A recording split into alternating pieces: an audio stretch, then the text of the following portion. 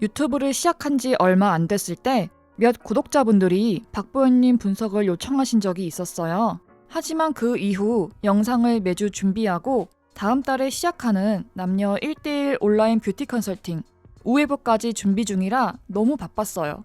하지만 잊지 않고 박보영님 분석 영상을 드디어 들고 왔습니다. 특히 메이크업 중에서도 진한 아이 메이크업이 안 어울리는 이유와 박보영님 눈매에 어울리는 메이크업까지 다뤘으니 오늘도 끝까지 채널 고정하세요. 첫 번째, 눈매 파악. 아이 메이크업을 하기 전 나의 눈매를 먼저 파악해야 합니다. 박보영님 눈매를 보면 눈꼬리 각도가 높지 않은 편이에요. 일반적인 동양인 눈매는 눈꼬리로 갈수록 약간 높아지는 경향이 있는데 박보영님은 그와 반대로 좀 더 낮습니다. 또한 눈 가로 세로 비율을 보면 1대 2.3으로 세로 대비 가로가 짧은 굉장히 크고 동그란 눈매세요. 마지막으로 박보영님 하면 제일 먼저 떠오르는 특징, 바로 무쌍입니다. 하지만 일반적인 무쌍과는 다르게 눈을 떴을 때 눈두덩이 살이 약간 위로 말려 올라가면서 마치 쌍꺼풀이 생기는 듯한 느낌을 줘요. 눈 또한 굉장히 커서 무쌍인데 불구하고 눈매가 보다 또렷해 보이는 게 특징입니다. 두 번째, 아이 메이크업. 일단 무쌍은 아이라인 하나로 아이 메이크업을 하기에는 조금 무리가 있어요. 쌍꺼풀이 있는 눈매보다 깊이감이 덜하고 아이라인을 그려도 눈을 뜨면 이걸 다 먹어버리기 때문에 아이섀도우로 음영과 깊이감을 충분히 쌓아주고 그 위에 또렷함을 표현하기 위해 아이라인을 그려주는 게 효과적입니다. 물론 눈을 떴을 때 눈 윗꺼풀 라인이 안으로 말려 들어가 점막이 보이지 않는 눈매라면 굳이 점막을 채울 필요 없이 눈 꼬리에만 그려줘도 돼요.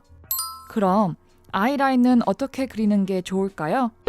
박보영님은 이미 눈이 굉장히 크고 또렷해서 아이라인과 마스카라로 또렷함만 살려주고 억지로 눈 길이를 크게 확장할 필요까지는 없는 눈매입니다.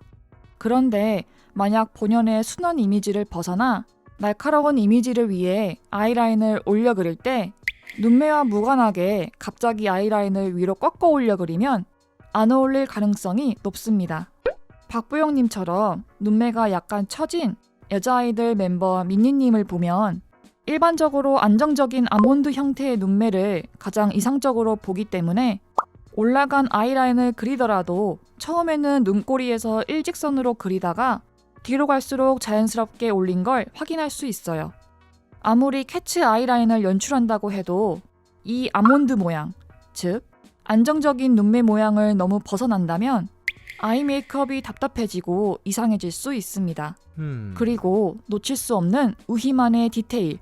미니님과 다르게 아이라인 각도를 크게 변형할 수 없는 이유는 바로 눈끝 트임 정도가 다르기 때문이에요. 박보영님과 같은 무쌍이지만 미니님은 눈끝에 눈꺼풀 라인이나 눈 주변 뼈 또는 살이 걸리지 않아 아이라인을 길게 그려도 그 모양이 유지됩니다.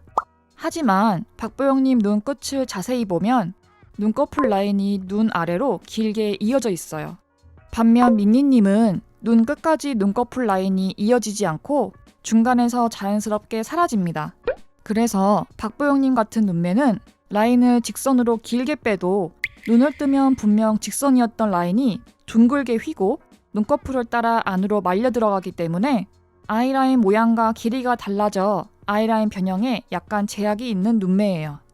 그래서 평상시 메이크업을 보면 눈매를 따라 자연스럽게 내려 그리는 걸 볼 수 있습니다.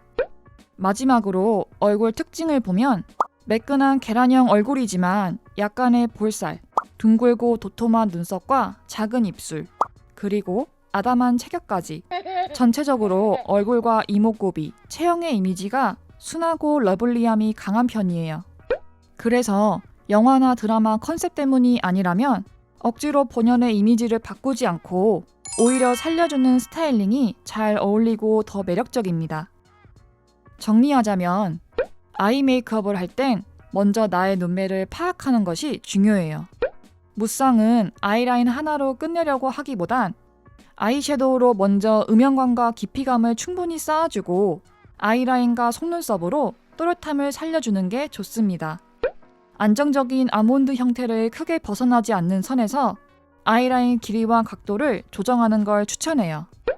눈 끝쪽에 쌍꺼풀이 눈 끝까지 길게 있거나 눈꺼풀 살 또는 안화가 가까이 있는 등에는 아이라인 변화를 주기에는 조금 어려울 수 있습니다. 저의 영상은 여러분들의 이해를 돕기 위해 우리들에게 제일 많이 알려진 연예인분들의 사진을 예시로 쓸 뿐 절대 비방의 목적이 없습니다. 구독과 좋아요를 누르면 나한테 찰떡같이 잘 어울리는 메이크업 꿀팁들을 매주 받아보실 수 있습니다. 그럼 다음 영상에서 봐요.